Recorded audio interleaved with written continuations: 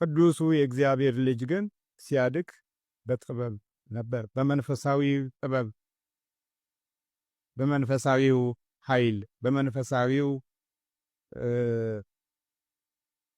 ሞገስ፣ በመንፈሳዊው የጥበቃ ሚስጥር አእምሮን ከመጠበቅ ጋራ ሕሊናን ከመያዝ ጋራ ከአባቶች የቃል ኪዳን ሕይወት ጋር ተቆራኝቶና ተያይዞ በቀጣዩ በስሙ የሚጠራ ትውልድ ለማግኘት የመጀመሪያው ትልቁ የክርስቶስ የአምላካችን ኃይል ጥበብ ነበረ።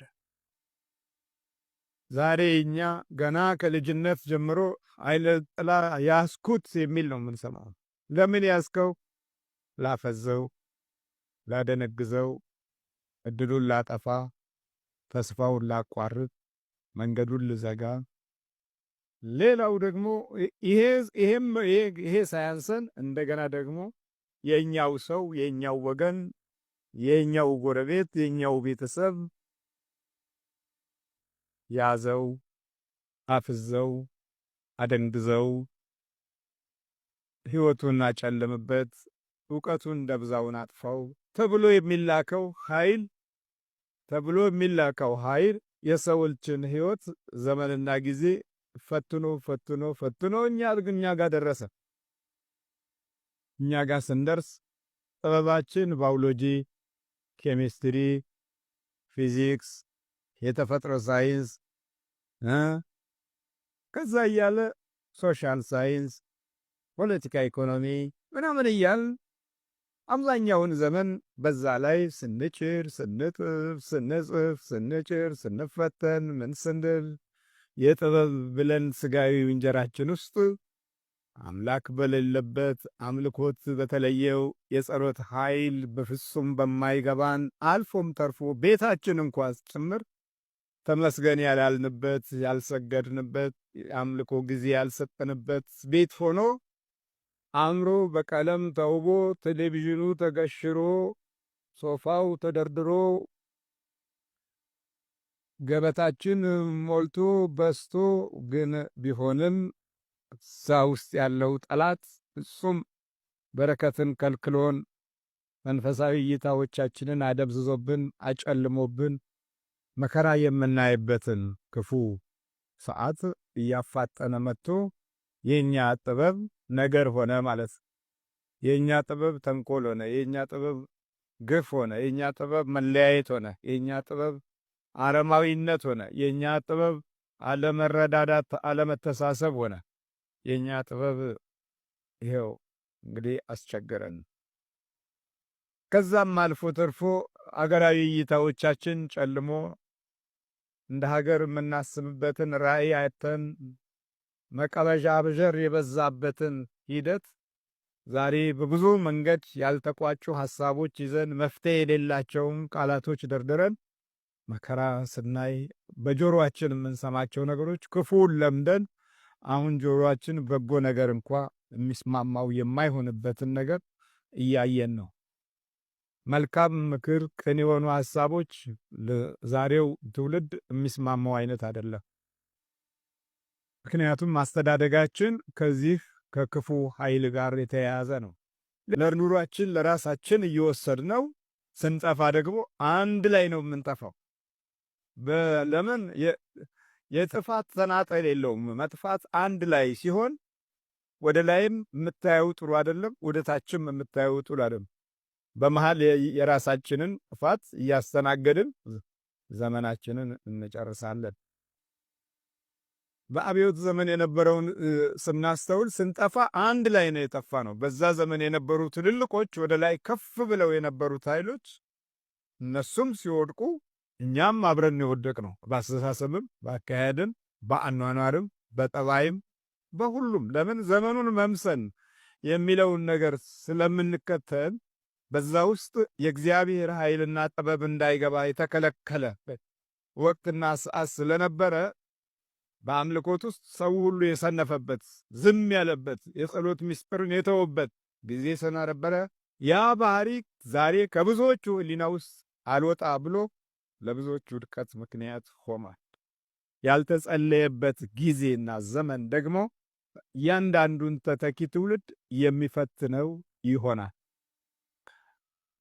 የድሮ አባቶቻችን አነጋገር እንዲህ ይላሉ፣ አባት ላም ይሰጣል፣ ልጅ አጓት ይነሳል ይባላል። እንግዲህ አይገርምም? ልጅ አጓት ይነሳል። አባት ምን ይሰጣል? ላም ይሰጣል። ልጅ ምን ይነሳል? አጓት። ምን ማለት ነው ይሄ? ወተትነቱን አልፎ እርጎ ሆኗል። እርጎ ከሆነ በኋላ እንደገና ደግሞ ምን ይወጣለታል? አይደለም እርጎ ከሆነ ቅቤ ነው የሚወጣው። ቅቤ ይወጣለታል። ቅቤ ከወጣለት በኋላ መጨረሻው ደግሞ ያ ምን ይሆናል? አሬራ ይሆናል። ነጭ አሬራ፣ ቅቤ የሌለው አሬራ። አሬራው ደግሞ እንደገና ይቀጥልና ምን ይሆናል? አይደለም አይብ ይሆናል። አይብ ከሆነ በኋላ መጨረሻው ምንድን ነው? አጓት ይባላል። በቃ አሁን አያችሁ፣ አባት ላም ይሰጣል፣ ልጅ አጓት ይነሳል። ያን የመጨረሻውን እንኳ ይከለክላል ማለት ነው።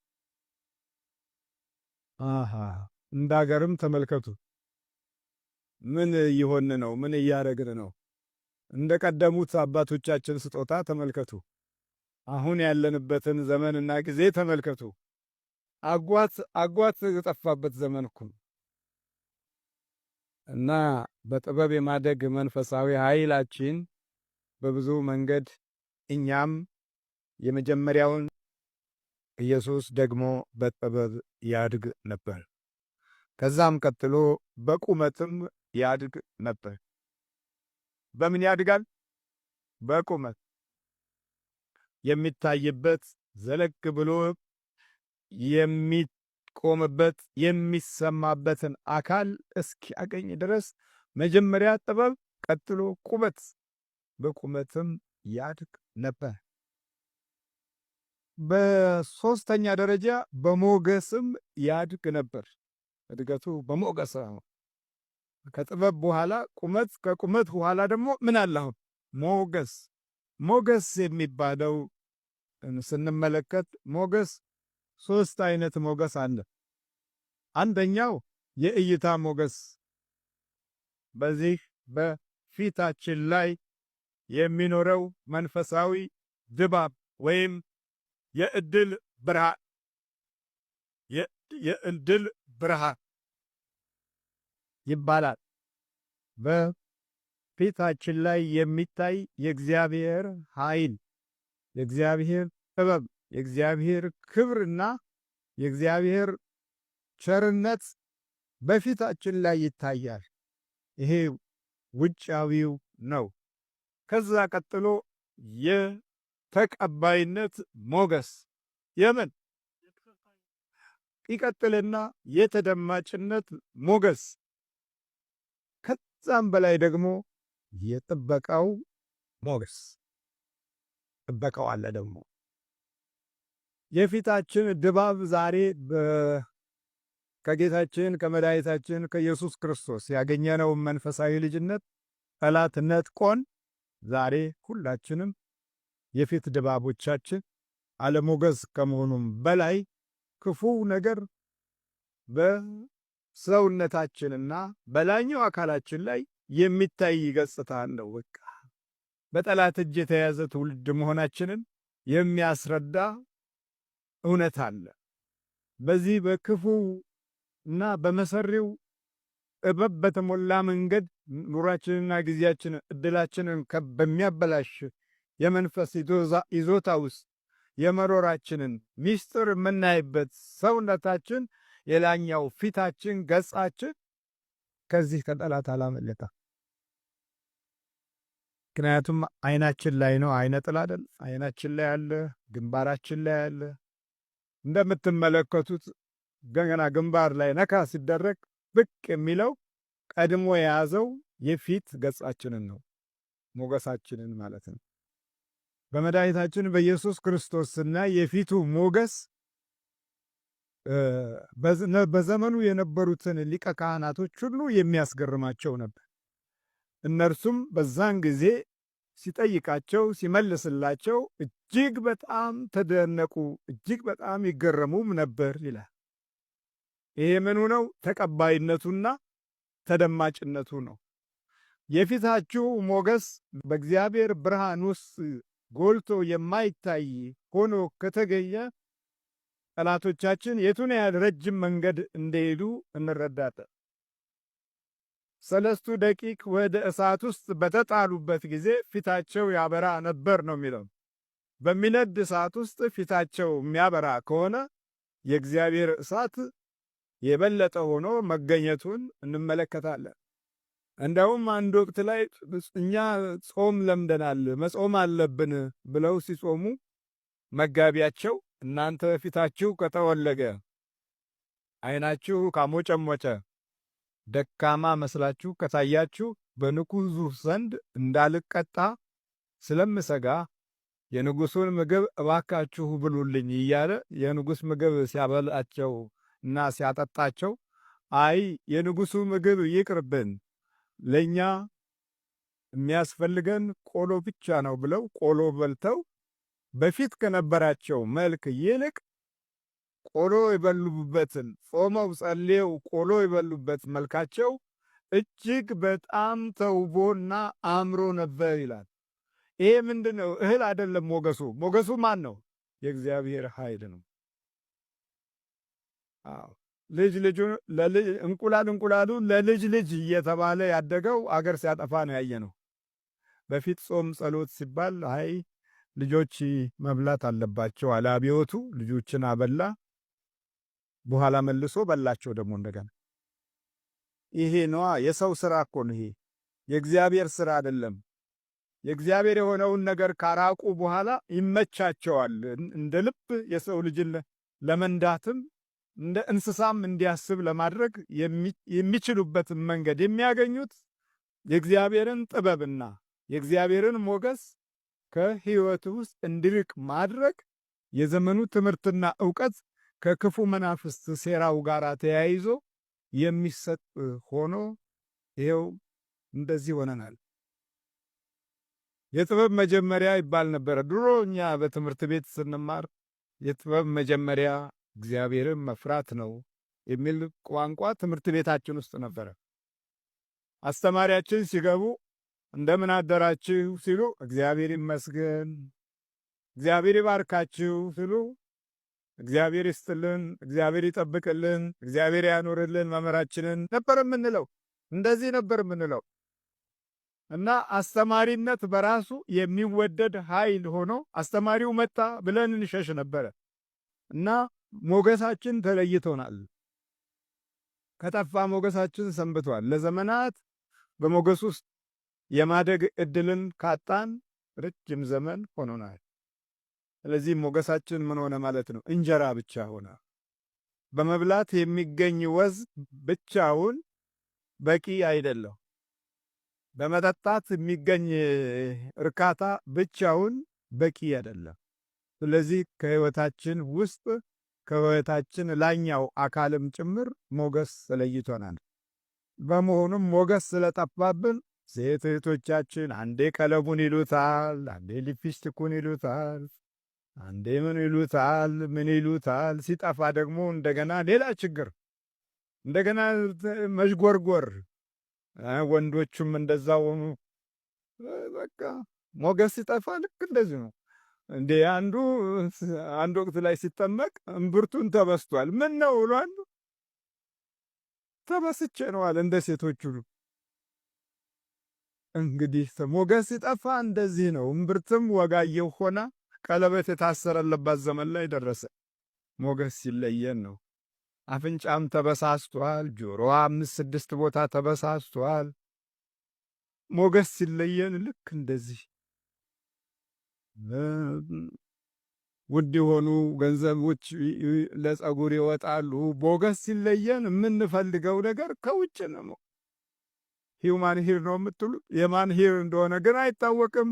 ግን 3,000፣ 4,000፣ 5,000 እናወጣና አስራት በኩራት አይደለም የምናወጣው፣ ለዛ እናወጣና ሆነ ነው እንደው እግዚአብሔር የሌለበትን እንኳን ትምህርት እንዲገባን አይፈልግም።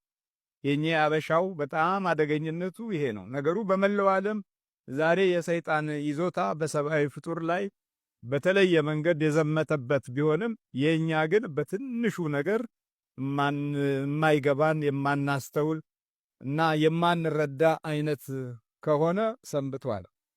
ስለዚህ የኛም በጥበብ የማደግ ጉዳይ ላይ የት ነው ያደግነው ብለን ስናይ በየቀበሌውና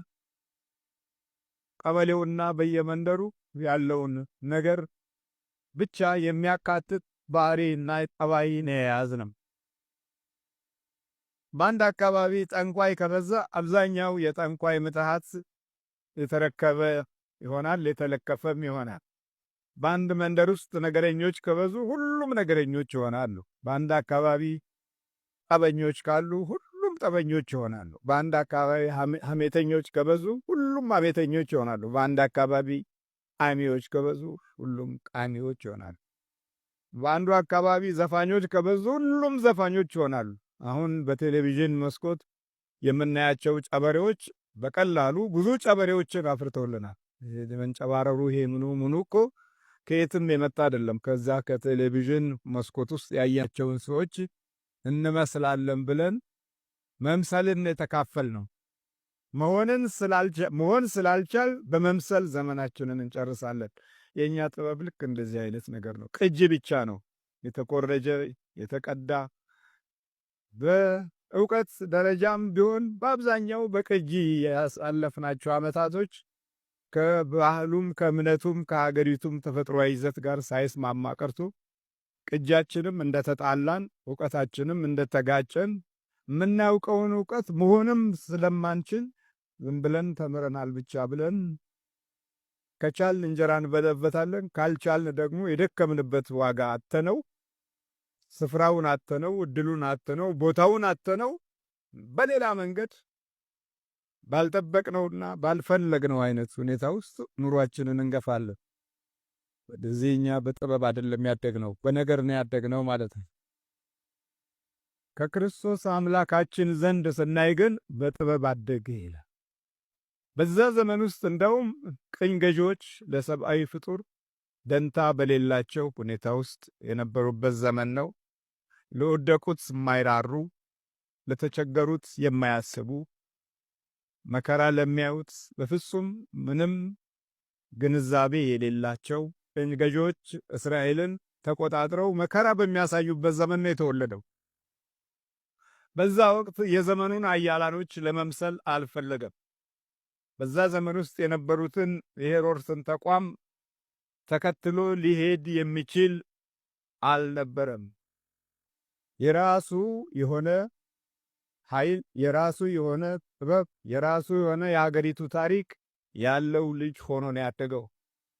በጥበብ ምን ይል ነበር? በጥበብ ምን ይል ነበር? ያድግ ነበረ። በጥበብ ያድግ ነበር። ይሄ በጥበብ ያላደገው አንዱን ለመምሰል የማያደርገው ጥረት የለም። ሲያጨስ ለማጨስ ትንሹ ልጅ ቁሬ ያነሳል ከየመንገዱ፣ በዛ ይለምዳል። ያ አጫሽ የነበረው ነው የሚያየው። ለዚህ በጥበብ የማደግ ጉዳይ አይደለም፣ በጥፋት ነው እኛ የምናድገው። በጠፋ መንገድ ውስጥ ዘመን እና ሰዓት ውስጥ ነው የተገኘ ነው። ስለዚህ የሚታየንና የምናየው ነገር ሁሉ በዛው በክፉ መልኩ ያለውን ነገር የሚገርም ነው። እዛ ትልቁ መሰብሰቢያ አዳራሽ ላይ አንድ 4-5 ሰዎች አየሁና ምን ነው ከንፈራቸው ቀላ ብል ሊፕስቲክ ነው የወንዶች መጥቷል አሉኝ። ወንዱም ሊፕስቲክ መቀባት ጀመረ።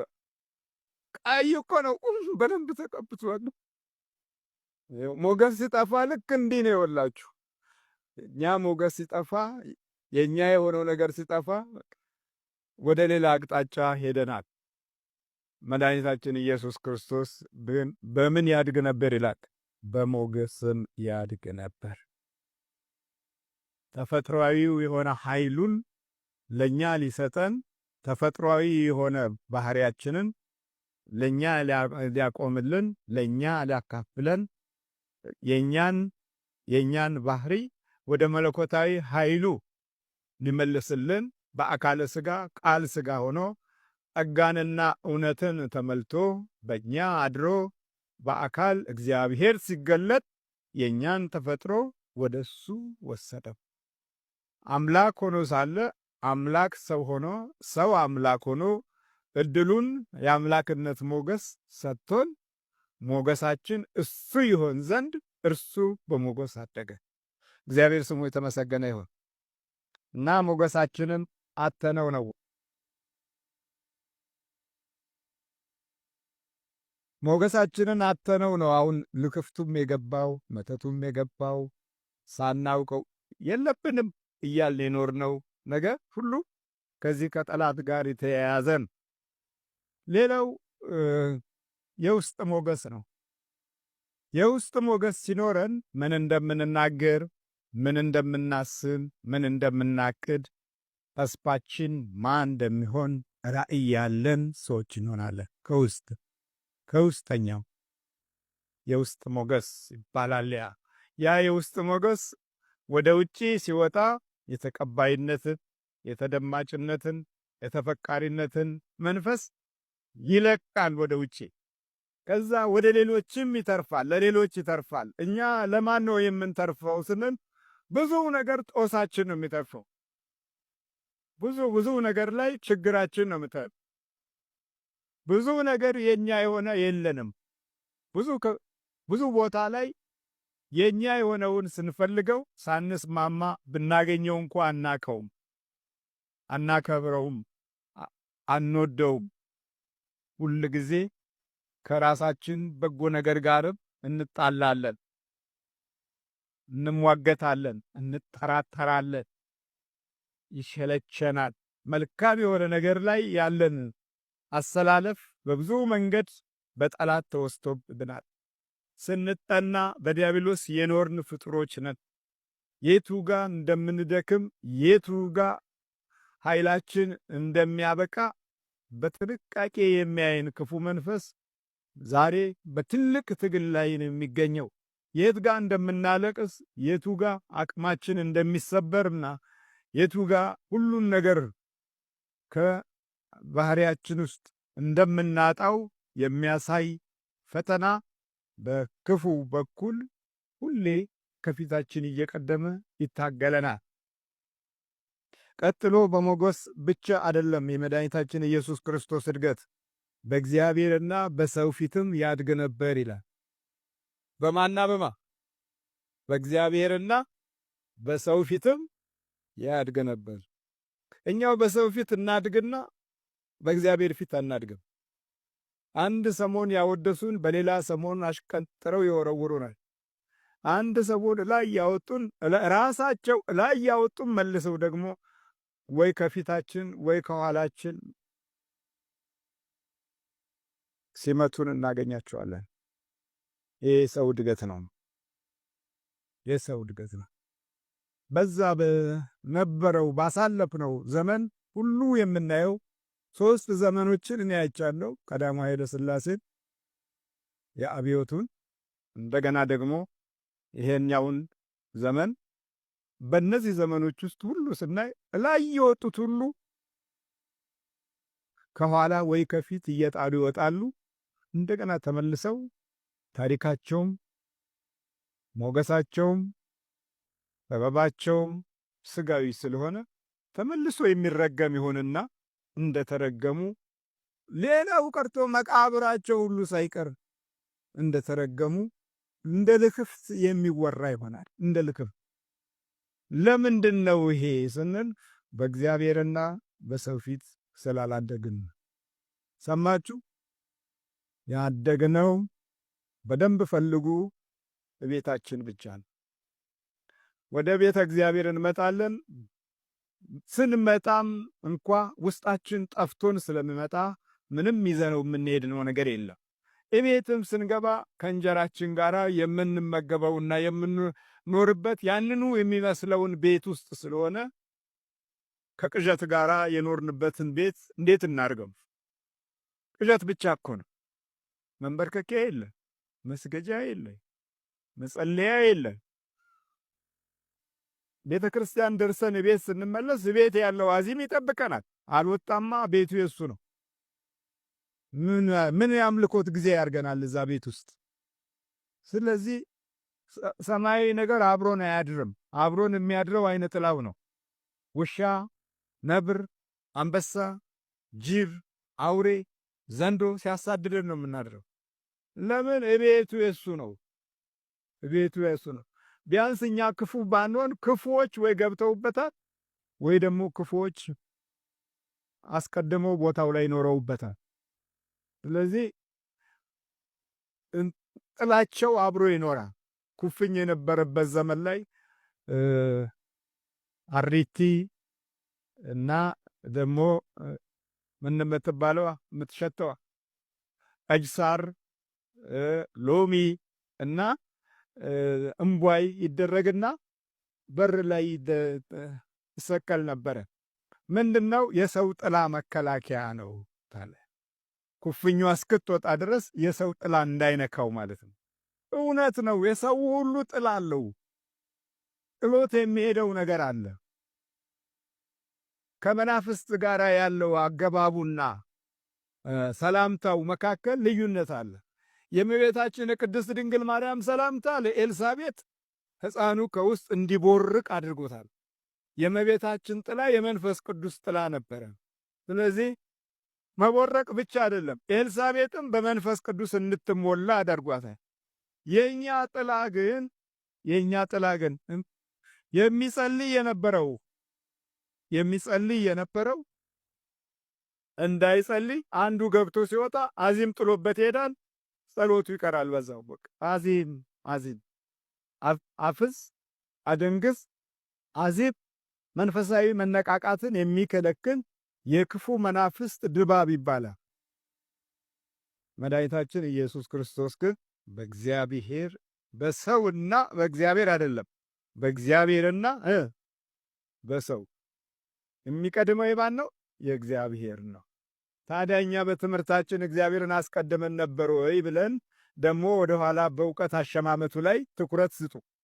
በእውቀት አሸማመቱ ላይ ስንማር በፍጹም አምላካዊ የሆነ ኃይል እንዳይገባ ትምህርት ቤቶቻችንና አስተማሪዎቻችን ተጠንቅቀዋል። ስሙም መጥራት በፍጹም የተከለከለበት አልፎም ተርፎ እንኳ ማህተባችንን አድርገን ስንሄድ በጥሱ የምንድን ነው እየተባለ በአስተማሪዎቻችን የሚበጠስበትን ዘመን አሳልፈናል። ማህተባችንን እየበጠስን መስቀላችንን እየጣልን የተማርነው። ታዲያ ከዕድላችን ጋር ተገናኘን ወይ? ከታሪካችን ጋር አሁን አለን ወይ? በእምነት በኩል ባለው ዋጋ ያገኘነው በረከት ምንድን ነው ብለን ስናይ ምንም የለም። ይህን ያህል ነው የተጎዳ ነው።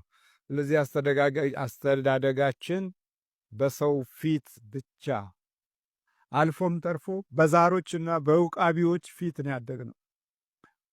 በዚህ ከአይን በሚወጡ ጠላት ቡዳዎች ፊት ነው ያደግነው እና መልካም ነገር ለማሰብ ልቦናችን እንዳይችል ተይዟል። የምንሞክራቸው በሙሉ ክፉን ነው። አሁን አደጋው ክፉን መሞከር አይደለም። አሁን ያቃተን እሱማ ኖረንበታል። አሁን ያቃተን መልካሙን መሞከር ነው። መጸለይንና ማምለክን መሞከር ነው ያቃተን። ያኛውማ ኖረንበት በቃ ምን አለ? አሁን እኮ ምንም የቀረ ነገር የለም። ልጆች ሲወለዱ እናቶች ጥበብ ለብሰው በነበረበት ጊዜ የተወለዱና እቺ ሚኒ ነው የምትሏት ሚኒ ስከርት የተለበሰ ጊዜ የተወለዱ ልዩነት አላቸው። በጣም ልዩነት አላቸው። ምን አሁን እኮ በፊት አውቶቢስ ነበረ፣ ከዛ ሚኒባስ መጣ፣ ከዛ ቀስ እያለ ሚኒ ስከርት መጣ። አሁን ምን ቀረ? አሁን የቀረው ሚኒ ሂውማን ነው። እሱም ደግሞ ያው ሚኒ ሂውማን በጣም ብዙ ነው።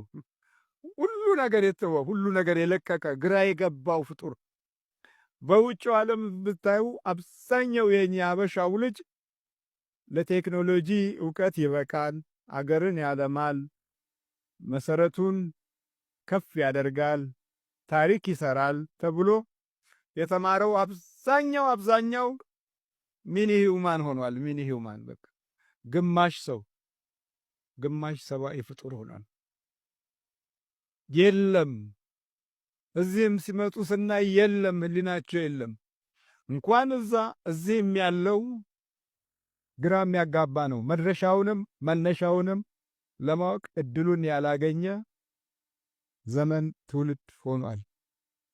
ለዚህ ከሚኒስከርት ዘመን ጀምሮ ከጥበቡ አልባሳት ከመቀነቱ ወግ ከዛ ውስጥ ሁሉ አምልጠን ወጥተን አሁን ወደ ግማሽ ስብዕና ግማሽ ሰው ግማሽ አውሬ ወደ መሆን እድል ውስጥ ገብተናል። ስለዚህ የጌታችንን እድገት እንድንካፈል ቤተ ክርስቲያን እና መድኃኒታችን ኢየሱስ ክርስቶስ የመሰረተውን የእድገት እድል አተነው ግራ ተጋብተን በእምነትም አስተሳሰባችን አመለካከታችን በክፉ ጠላት ተይዞ ወደ ክፉ እያዘነበለ ቆመን ሳለ ቆመናል እያል እንደገና ብዙ እንደወደቅን ሳንረዳ ቀርተን